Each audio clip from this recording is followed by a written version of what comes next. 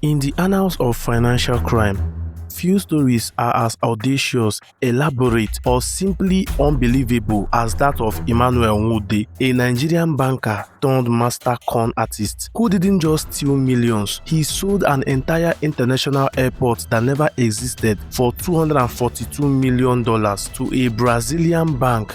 This is the story of one of the largest bank fraud in history, a tale of ambition, deception, and the high cost of greed. Between 1995 and 1998, Emmanuel Nwude Odenigwe, also known as the Owele of Aba, Ghana, orchestrated a scam so massive it contributed to the collapse of a major Brazilian bank. It ranks as the third largest banking fraud in history as at the time, behind only the Bahrain bank's collapse and the looting of the Iraqi central bank. But how did a former bank director pull this off? And what happens when the house of cards finally tumbles? Stay with us as we dive deep into the life, the crime, and the legacy of Emmanuel Nwude. Emmanuel Nwude Odenigwe was born in Nigeria, a native of Aba, Ghana in Anambra State in the southeast. Details of his early life are relatively sparse, but he emerged as a sharp, ambitious man in a rapidly changing economy. Nigeria in the late 20th century was a place for opportunity mixed with challenges: oil, wealth, political instability, and a booming financial sector. Nwude climbed the ranks to become a director at Union Bank of Nigeria, one of the country's oldest, most respected institutions, founded in 1917. This position gave him credibility, insider knowledge of international banking practices, and the aura of legitimacy that would prove crucial. He was no street-level operator. He moved in elite circles. The scam began in classic Nigerian 419 advanced fee fraud style, named after the relevant section of the Nigerian Criminal Code. In March 1995, Nelson Sakaguchi, a director at Banco Noroeste in Sao Paulo, Brazil, received a fax. It came from someone claiming to be Tafida Williams, the Nigerian's Ministry of Aviation.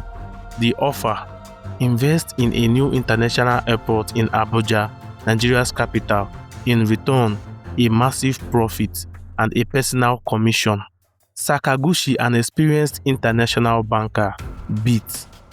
He traveled to London for meetings. There he met a delegation. The leader introduced himself as Paul Ogwuma, the real governor of the Central Bank of Nigeria at the time.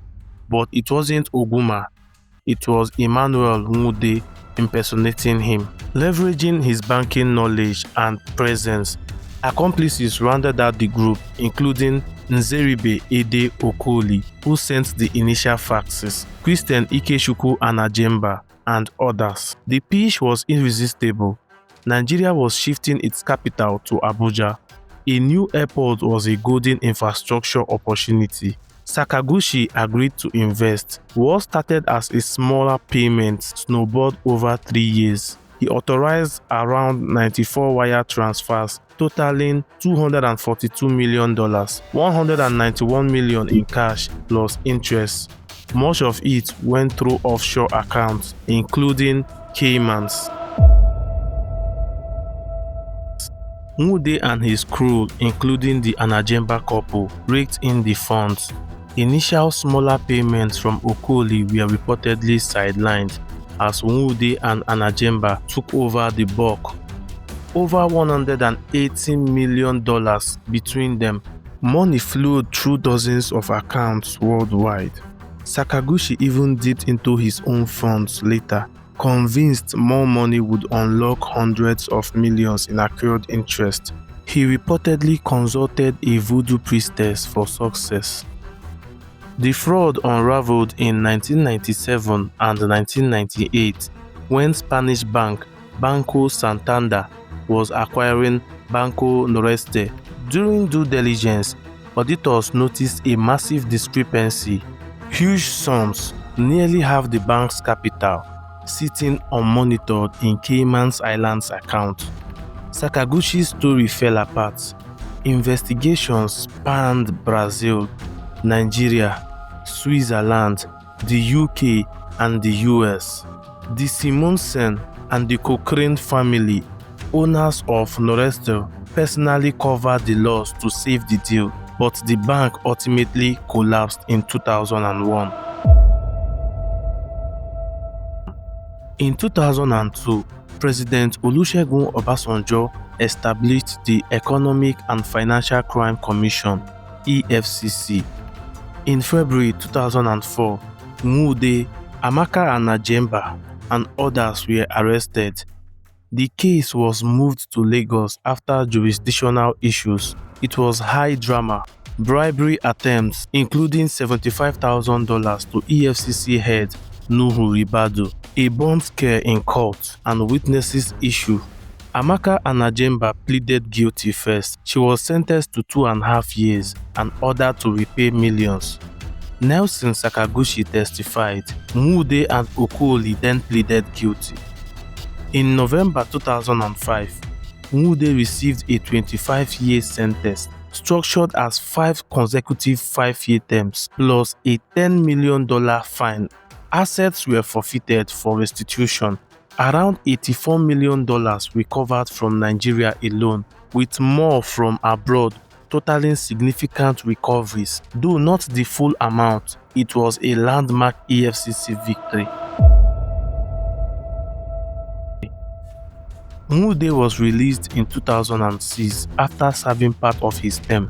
He fought to reclaim some of his pre-scam assets and reportedly recovered tens of millions. In later years, he faced more legal troubles, including 2016 arrest over a land dispute and murder allegation, and a 2026 conviction with lawyers for forgery and dealing in forfeited property. He was sentenced to 1 year in prison. Christian Anajemba was assassinated in 1998. Sakaguchi faced his own charges. The scam highlighted vulnerabilities in international banking before strict AML rules. Emmanuel Nwude's story is a cautionary tale about trust, verification, and the enduring allure of easy money. In today's digital age, such grand deceptions are harder, but human greed remains eternal. What do you think? Was Nwude a criminal genius or just lucky? Like, subscribe, and comment below.